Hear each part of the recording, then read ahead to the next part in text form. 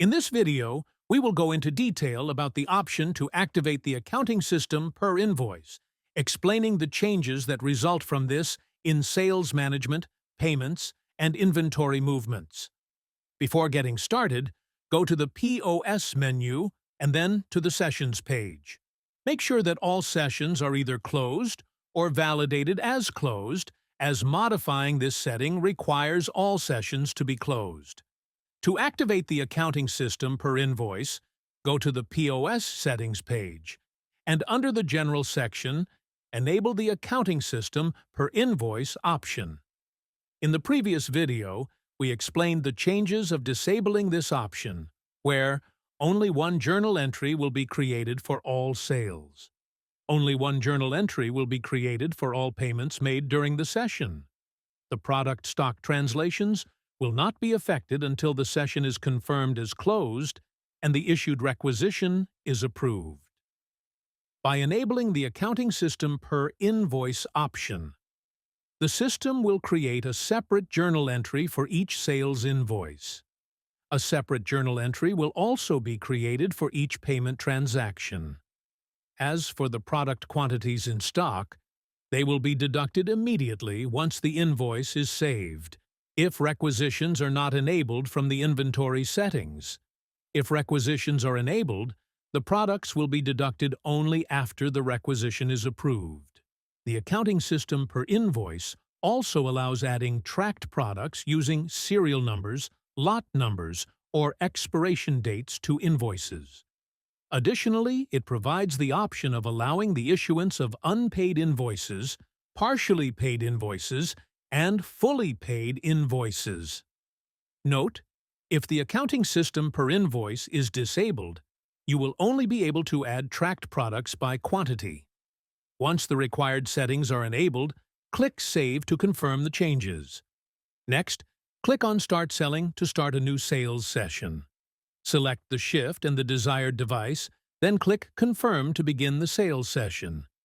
I will now create a set of sales invoices with different payment statuses.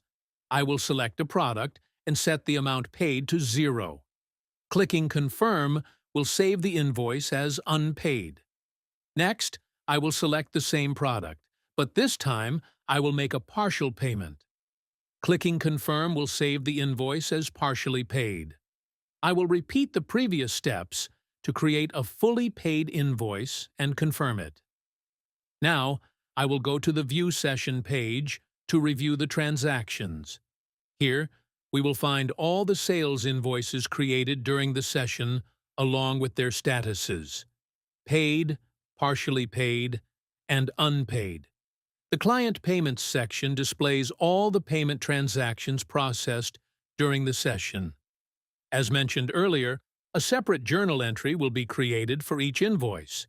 You can view it from the Invoice page by clicking the 3 dots to the right of the invoice and selecting View.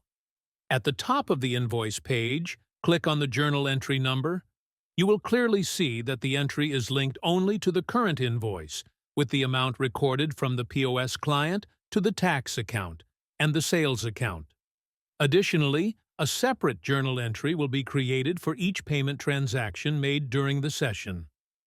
By reviewing a payment transaction, you will find the journal entry number displayed at the top of the page. Opening it will show that the amount is recorded from the petty cash to the POS client.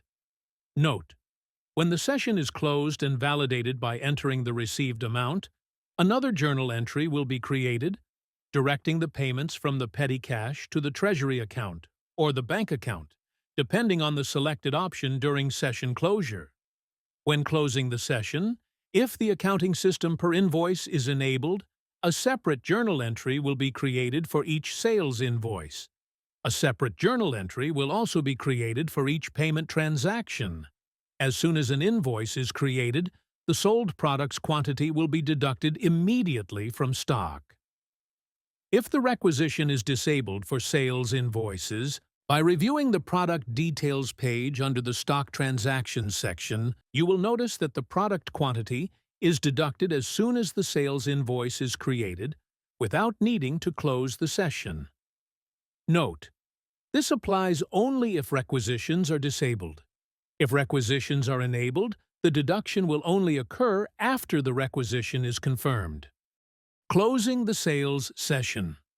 Once the sales session is complete, click Close Session and set the closing date and time. After saving, confirm the session closure by entering the received amount. Select the staff from the list.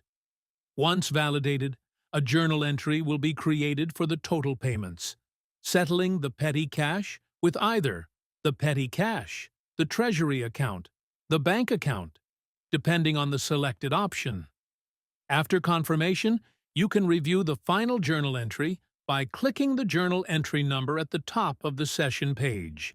Here, you will see the selected treasury or bank account on one side and the petty cash on the other.